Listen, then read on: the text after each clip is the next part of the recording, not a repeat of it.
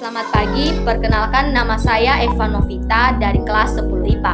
Di sini saya akan coba menjelaskan pengertian, ciri-ciri, struktur, habitat, reproduksi, serta peranan tumbuhan paku dalam kehidupan manusia. Di mana pengertian daripada tumbuhan paku yaitu tumbuhan paku atau Pteridophyta merupakan tumbuhan yang struktur tubuhnya dapat berkromus atau sering juga termasuk dalam kelompok Tradeophyta, di mana dikatakan berkromus karena akar, batang, dan daunnya dapat dipindahkan. Di mana Pteridophyta ini juga merupakan tumbuhan berpembuluh, di mana Pteridophyta juga merupakan tumbuhan yang menghasilkan spora dan juga disebut sebagai tumbuhan Cormophila berspora.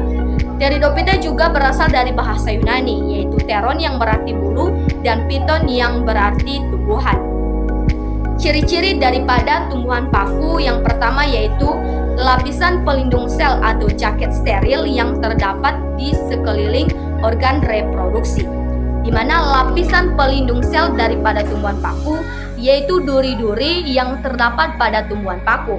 Di mana duri-durinya ini dia berfungsi untuk melindungi tumbuhan paku. Lalu ciri-ciri yang kedua adalah embrio multiselular yang terdapat archegonium. Di mana embrio multiselular pada tumbuhan paku yaitu berkembang dalam archegonium atau alat kelamin betina dan menghasilkan ovum atau disebut juga dengan sel telur. Lalu yang ketiga, ciri-ciri yang ketiga yaitu kutikula pada bagian luar. Kutikula pada bagian luar itu yaitu kutikula pada bagian pelepah, di mana kutikula ini ketika kita menggeseknya maka akan terasa kasar. Di mana kutikula ini dia berfungsi untuk melindungi cairan yang berada pada pelepah pada tumbuhan paku ini. Lalu yang ketiga yaitu sistem transport material yang mengangkut air dan makanan dari dalam tanah.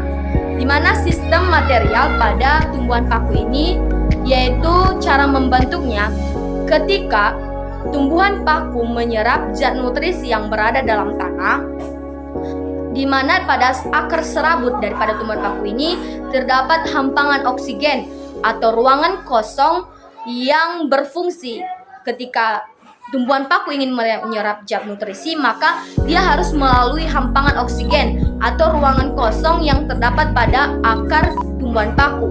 Di mana akar tumbuhan paku ini berbeda dengan akar tumbuhan lain.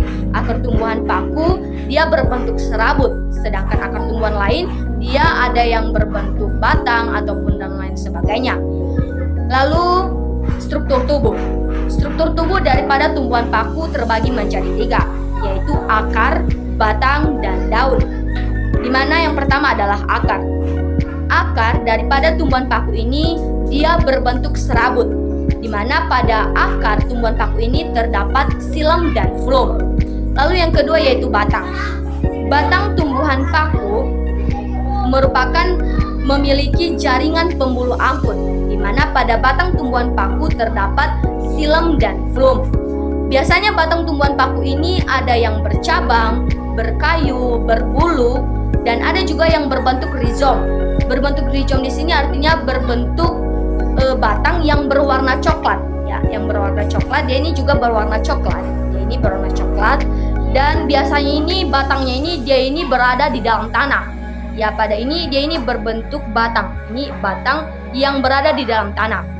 Lalu pada batang ini juga, pada batang tumbuhan paku, ketika dia dibelah, maka di dalamnya terdapat floem. Ya, ketika dia dibelah, maka di dalamnya ini terdapat floem, di mana floem ini berfungsi untuk mengangkut daripada zat-zat nutrisi yang terdapat di dalam tanah dan kemudian dia mengovernya pada xilem. Ya, dia mengovernya pada xilem, dan pada xilem pada saat diproses, maka dia setelah diproses maka akan disebarkan pada bagian tubuh tumbuhan yang lainnya seperti pada daun, akarnya, batangnya, pelepahnya, dan sebagainya.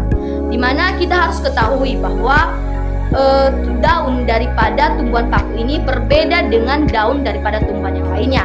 Dimana daun pada tumbuhan paku ini dia ini berada pada pelepah tumbuhan paku, sedangkan daun pada tumbuhan lain dia itu berada pada ranting-rantingnya. Lalu yang ketiga adalah daun. Daun pada tumbuhan paku ini ada yang tumbuhan paku berdaun dan ada juga yang tidak berdaun. Di mana tumbuhan paku yang tidak berdaun ini disebut sebagai tumbuhan paku telanjang atau contohnya seperti tumbuhan paku purba.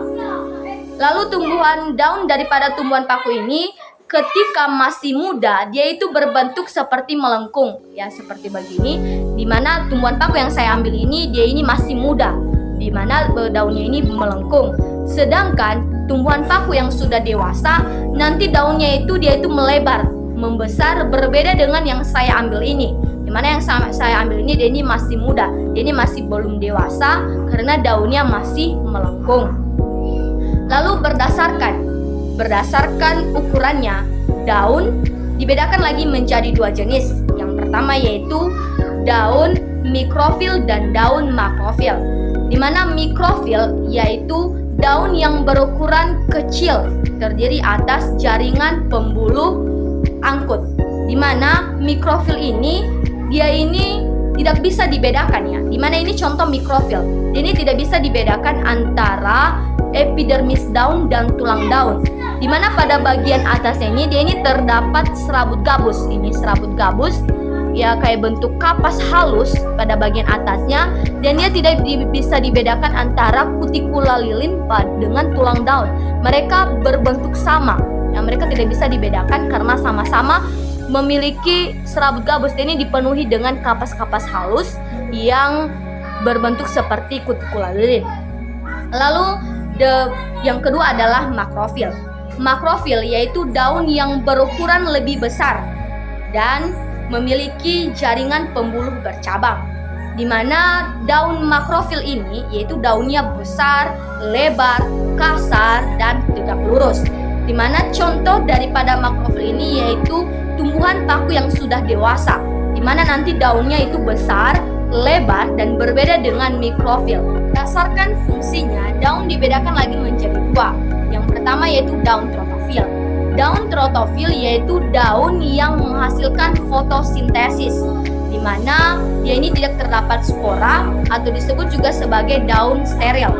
Di mana daun daripada tumbuhan paku ini atau daun trotofil yaitu menghasilkan asimilasi atau terjadi asimilasi atau disebut juga dengan fotosintesis, di mana daun menyerap sinar matahari dan kemudian di situ nanti akan terjadi pembakaran H2O dan CO2, di mana H2O sebagai pelepasan dan CO2 sebagai pengeluaran.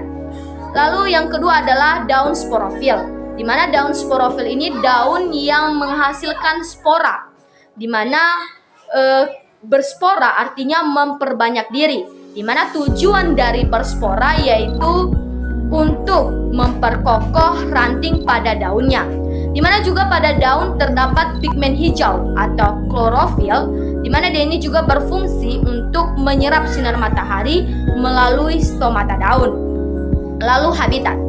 Habitat pada tumbuhan paku, dia ini bisa hidup di tempat yang lembab, di tempat air, di tempat kering, di tempat kulit pohon, maupun di permukaan tanah, bahkan di bebatuan. Di mana tumbuhan paku yang hidup di tempat lembab disebut juga sebagai tumbuhan hidrofit, yang hidup di air disebut juga sebagai tumbuhan hidrofit, dan yang hidup di kulit pohon ini disebut sebagai epifit, di mana sifatnya dia itu melekat pada tumbuhan lain tetapi dia tidak merugikan tumbuhan tersebut.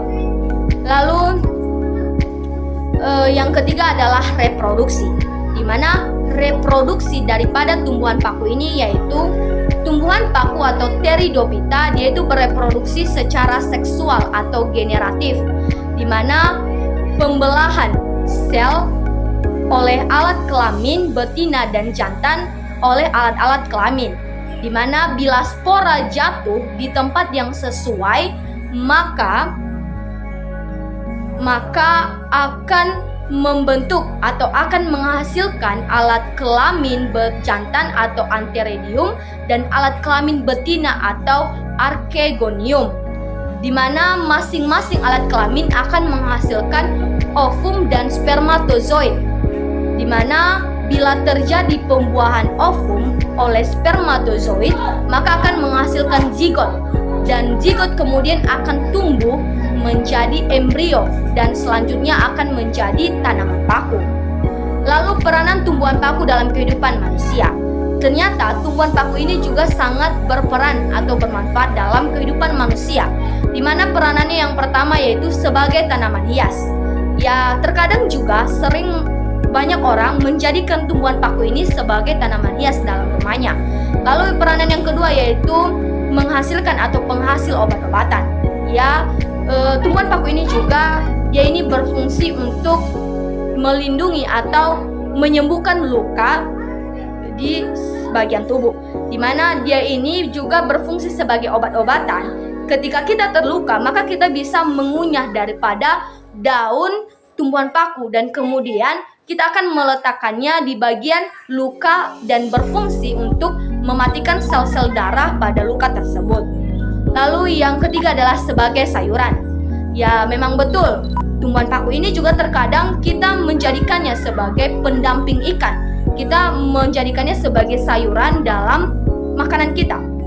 Lalu yang keempat yaitu sebagai bahan pupuk hijau, di mana tumbuhan paku ini juga berfungsi sebagai bahan pupuk hijau, di mana sifatnya ini berlendir, jadi mudah busuk dan mudah dijadikan sebagai bahan pupuk hijau.